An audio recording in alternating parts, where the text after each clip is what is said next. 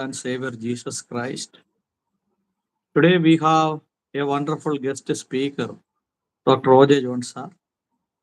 Sir, I would like to invite you to take the Bible class. Thank you.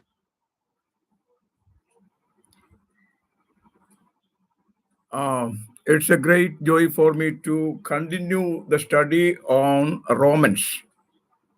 In our previous classes, we noticed particularly about the condemnation of the Gentiles, the heathen, the non-Jews people. Chapter 1 from 18 to 32. We read about the condition of the Gentiles.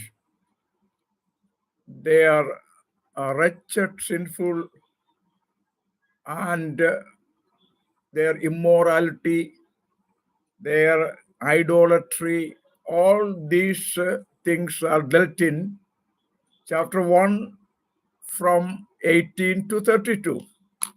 Now we are going to continue chapter 22. Previously we noticed about the condition of the moralist. Chapter 2 verse 1 to 16. We read about the moral people. Bible scholars usually divide this particular portion about the moralist. Moralist means the moral people. It could be Gentiles and it could be Jews also. So normally we say it's Jews. Anyway, they are moralist. And we notice about these moralist, there are four states. First of all, we not studied they are condemned by their own judgment, or a moralist is condemned by his own judgment. Chapter 2, verse 1.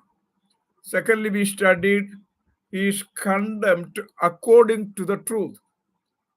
Thirdly, we studied he is condemned according to his works or deeds.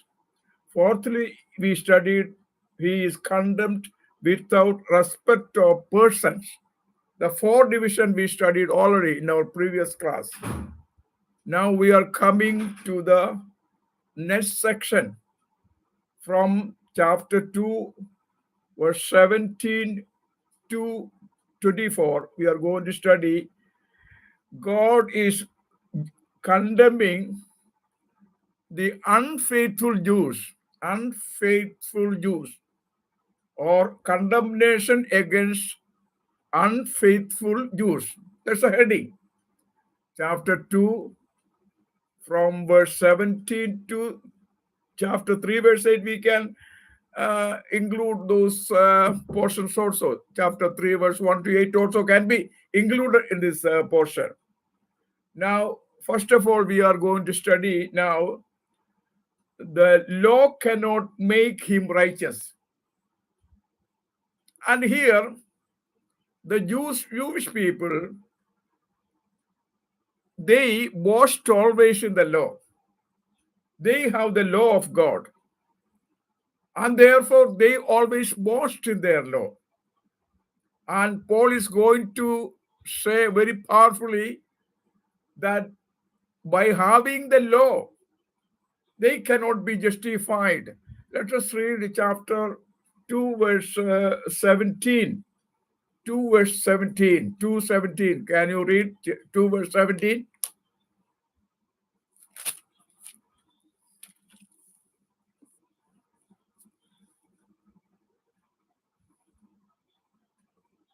Okay.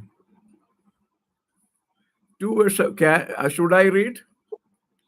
Now you, if you call yourself a Jew, if you rely on the law and brag about your relationship to God, if you know his will and reprove what is superior because you are instructed by the law.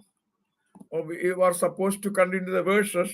But as we progress our teaching, we will continue that portion also. First of all, Apostle says that the law cannot make him righteous. Our subject is that how can a man be justified, or how can a man become righteous? And here Paul tells very powerfully that the law which is given to them cannot make them righteous.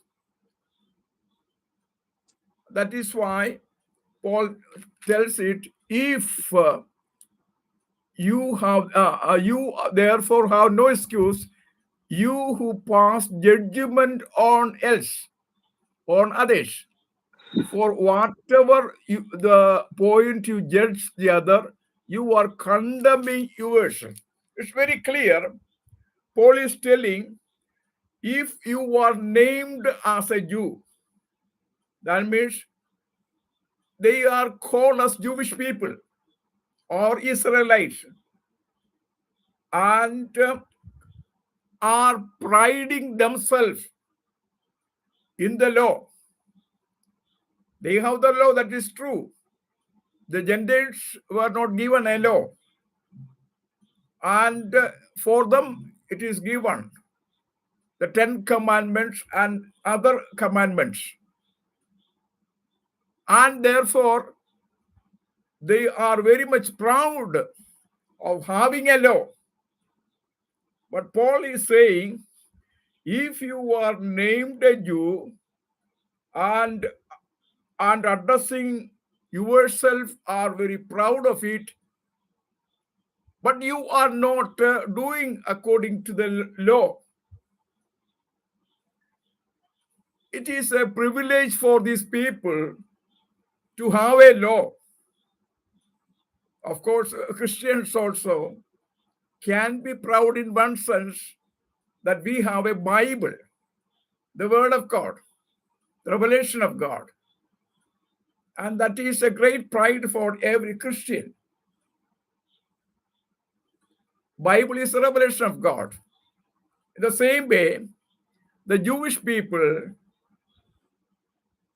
always boast in their law, that they are Jews, they are the privileged people, they are the chosen people, and through Moses, God had given them the law. It's a great thing. And we are going to study what are the speciality of their law. There are 7 things which are noted here, must be enumerated, pointed out very clearly.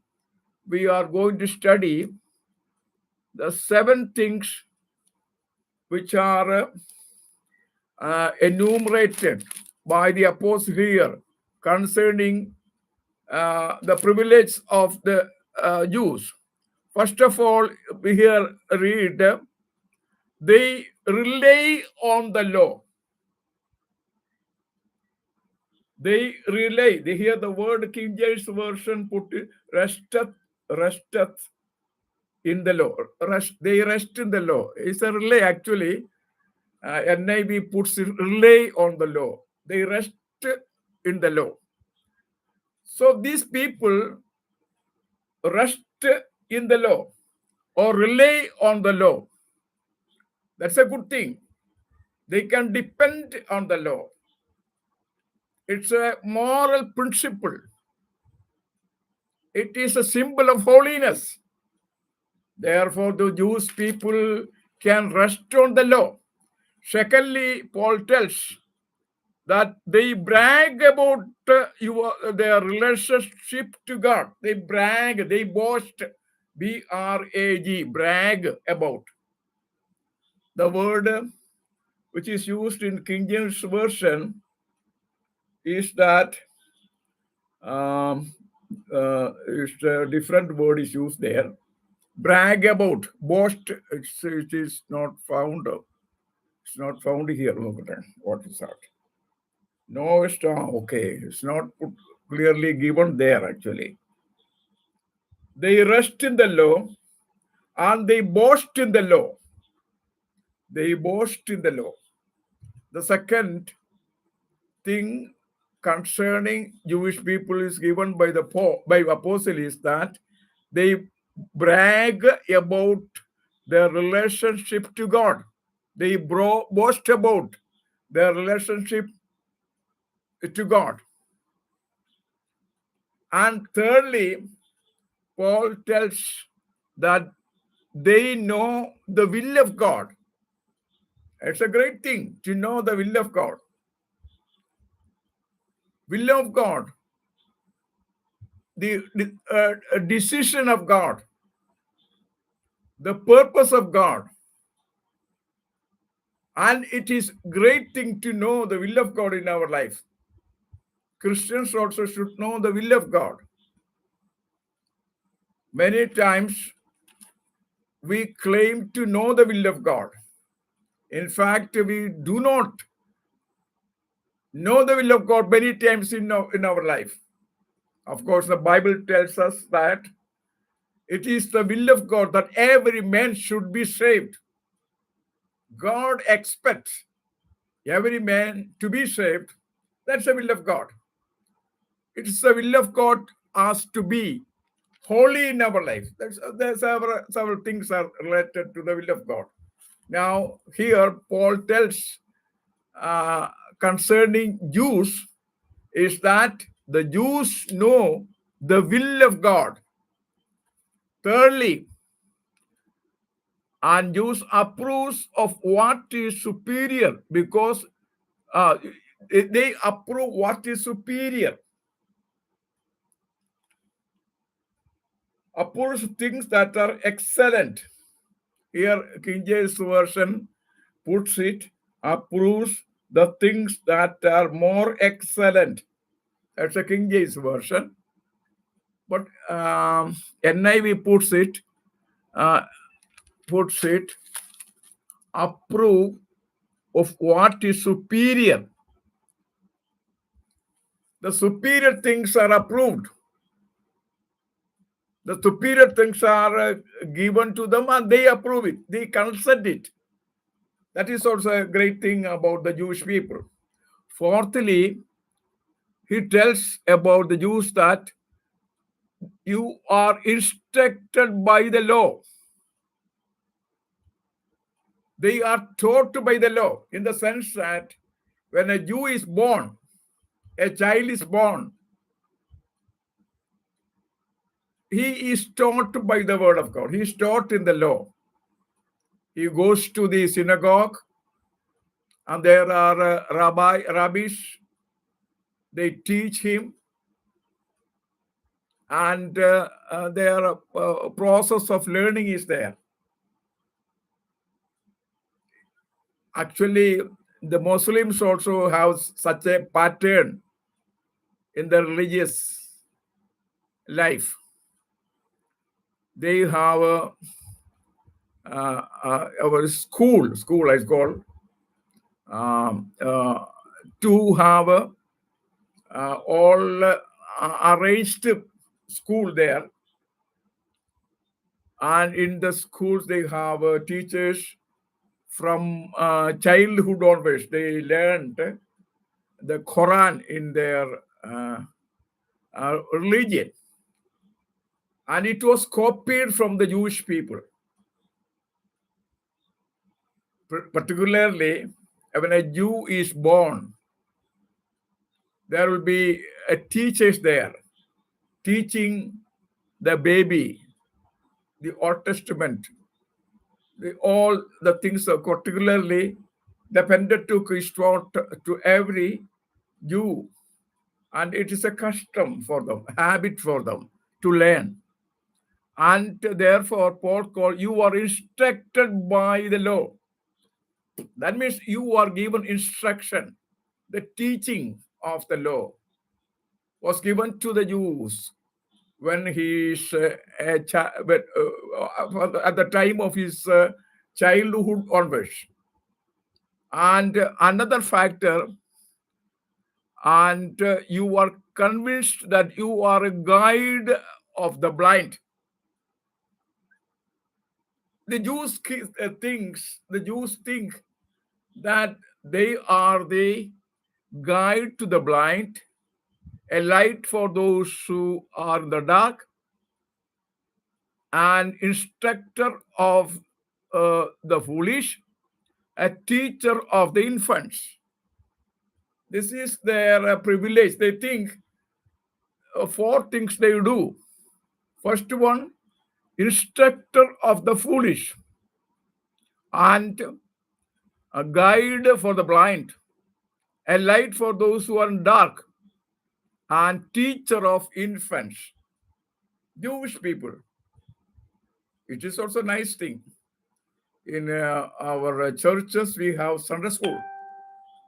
VBS is also there. And especially we take up the privilege of teaching our children the Bible lessons.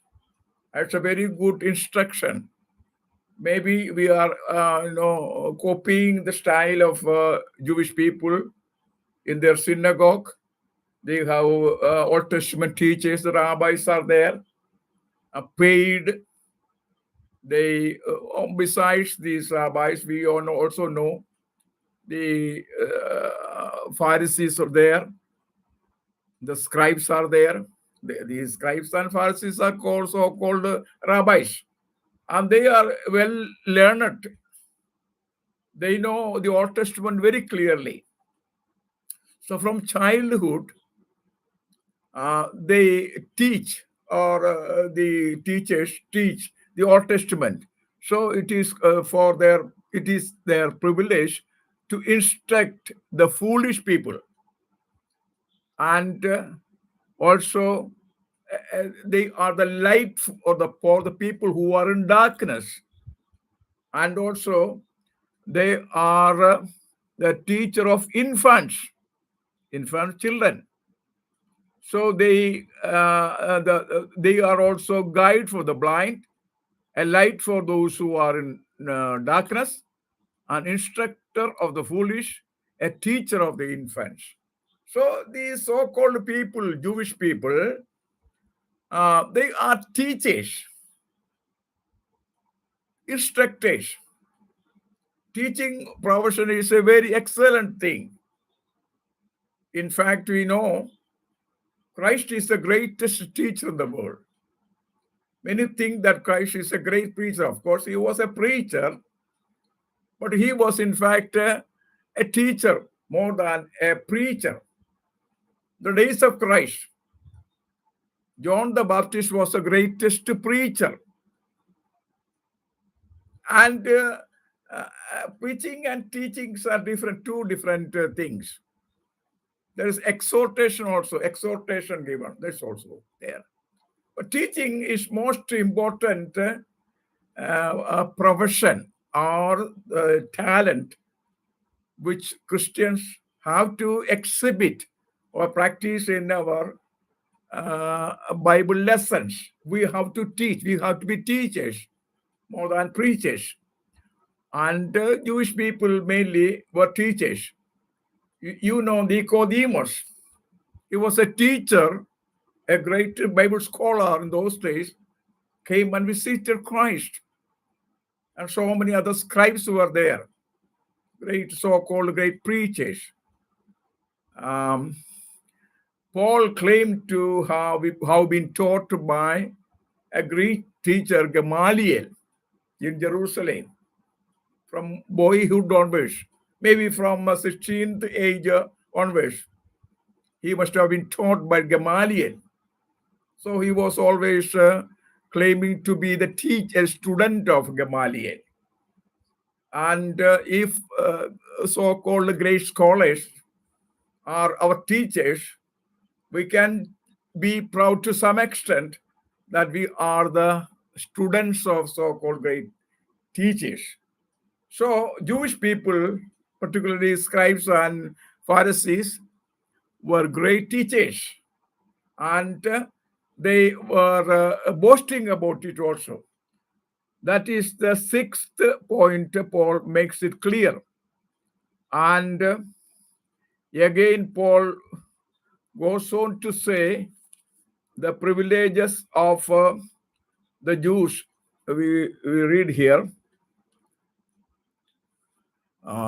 stealing.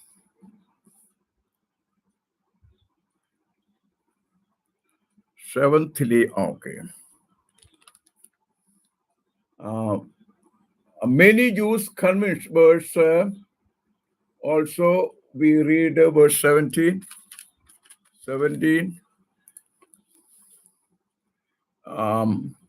Many Jews were convinced,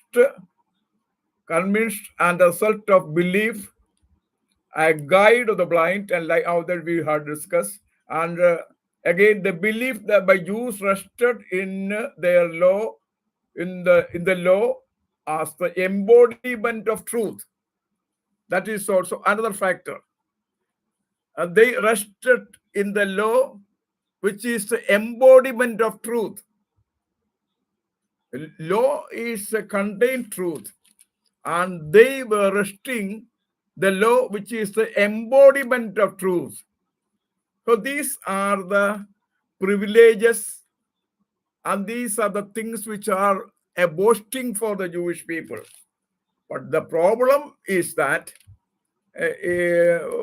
although they teach other people, although the teach instructors of the blind people, but they have their own weakness. Paul sarcastically points out their weakness also. Verse chapter 2, verse 21. You then who teach others, do you not teach yourself? Apostle questioning them.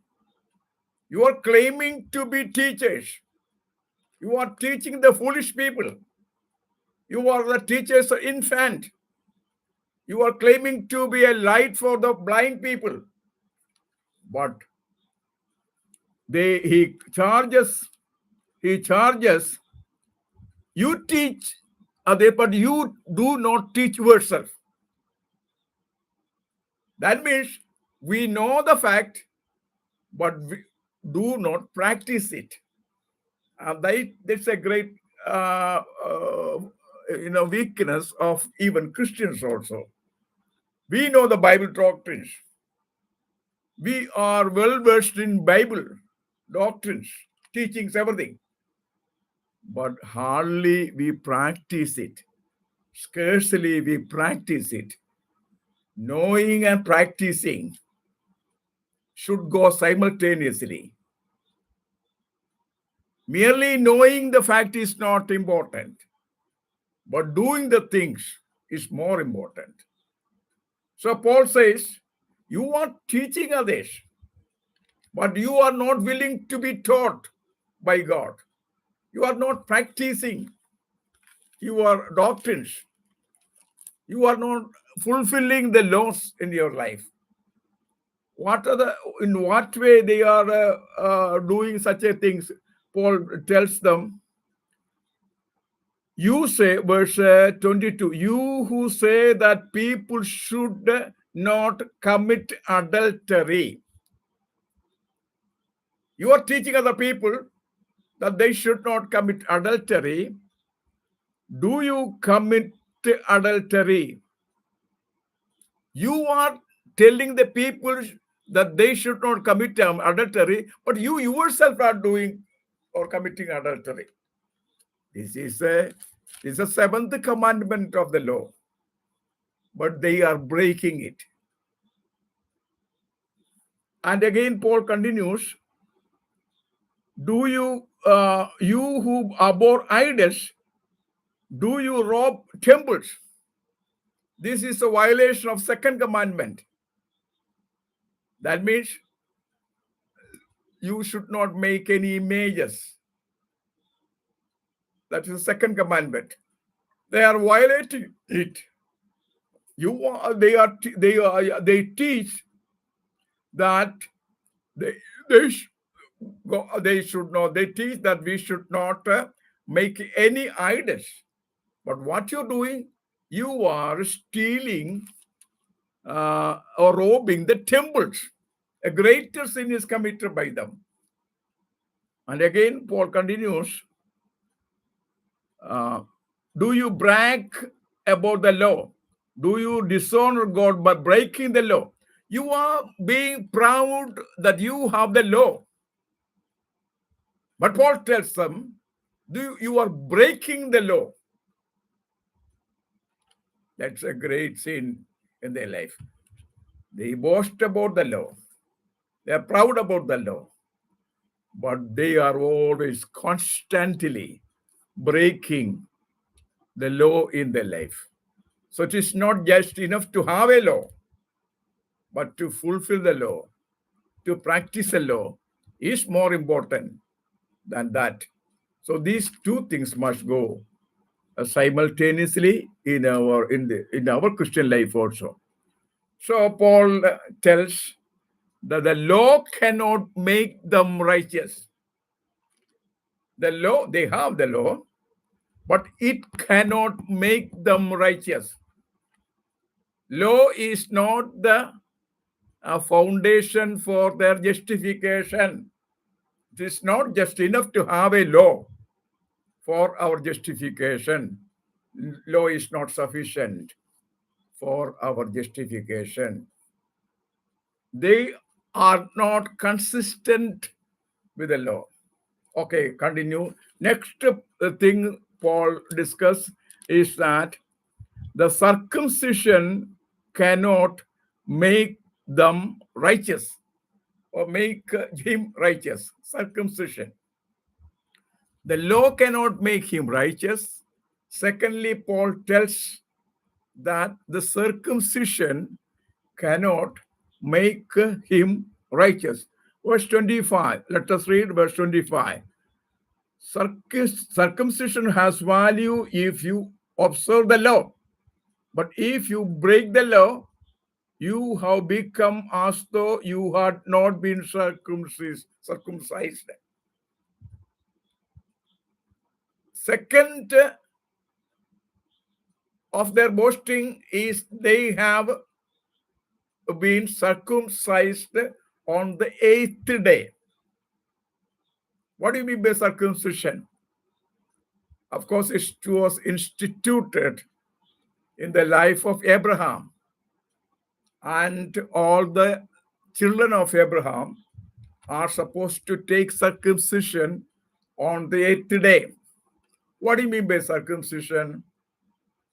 Circumcision is a sign of the promises given by God to Abraham. When a child of Abraham, a person born as a descendant of Abraham, when he takes circumcision, he understands that God had given many promises to Abraham, and he also the rightful person to inherit the promises given to Abraham. That is a sign of God's promises which were given to Abraham. Well, circumcision is also second of their boastful thing. Circumcision is valueless if they do not obey the law. The law and circumcision should go together. If they break the law, then no value for having been circumcised on the 8th day. If those who are not circumcised keep the law requirement, will they not regard it as though they were circumcised? Paul brings the argument. There are people who observe the law and haven't taken circumcision.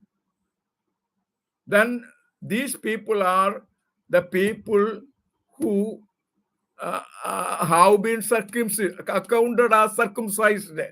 That is the meaning of that verse. Once again, if those who are not circumcised keep the law requirement, will they not be regarded as though they were circumcised? Those people who keep the law, even if they have not been circumcised, their uncircumcision condition is considered to be circumcised. You understand? That's the argument Paul is bringing. So the issue Paul brings out here is that if the Jewish people, even if the Jewish people circumcised their foreskin on the 8th day and have not kept the law, their circumcision is considered to be invalid. To be invalid. That is the argument Paul brings out here. The one who is not circumcised physically and yet obeys the law will condemn you. You, even though you have the written code, circumcision, are a law breaker.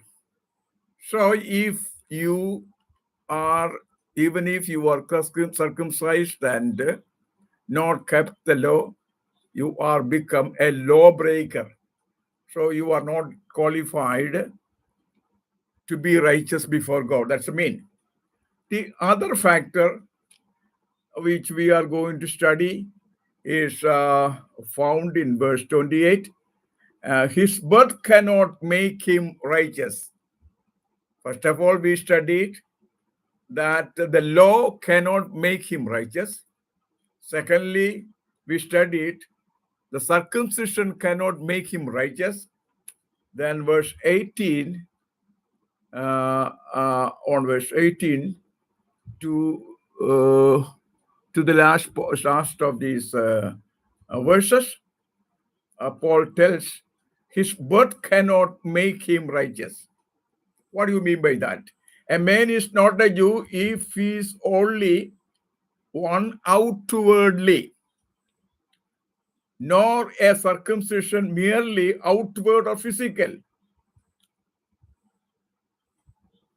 Two kinds of Jews are there, according to Paul here. A Jew who is inwardly, and a Jew who is outwardly. What do you mean by that? Christianity also. There are two kinds of Christians. First of all, the Christian who are really have experienced Christ in their life, and Christians who are outwardly performing Christians' teachings in their life. Inward life is not there. So they are called nominal Christians. Nominal. Real Christians are there. Nominal Christians are there. The same way, nominal Jewish people are there. Real Jews are there. Paul tells them here, a man who is not a Jew outwardly, the man who is a Jew inwardly is most important. Inwardly, experienced Jew. By birth, many Christians also considered to be Christians. The falsity that it is practiced in Kerala is that all those people who are born in Christian family are counted as Christians by having the name of a Christian name, by having a Christian name and practicing the rituals of Christianity, even by baptizing or breaking bread and going to churches. All these practices are there. And such practices are done by nominal Christians. and they are also claiming to be Christians. And such Christians are not real Christians. They are outwardly Christians. They have no experience in their life. To have experience being a Christian is a great thing in our life. There are people who claim to, there are people who claim to know Christ, but in fact, they do not him personally. So this also is applicable to the Jewish people also. Jewish people, they always claim we are born in the son of Abraham. They boast in their birth. Even today, many Jewish people are there, Israelis. Although many of them were atheists and what you call agnostics, yet they proudly claim as the sons of Abraham, and they are actually outward Christians. They have no experience in their life.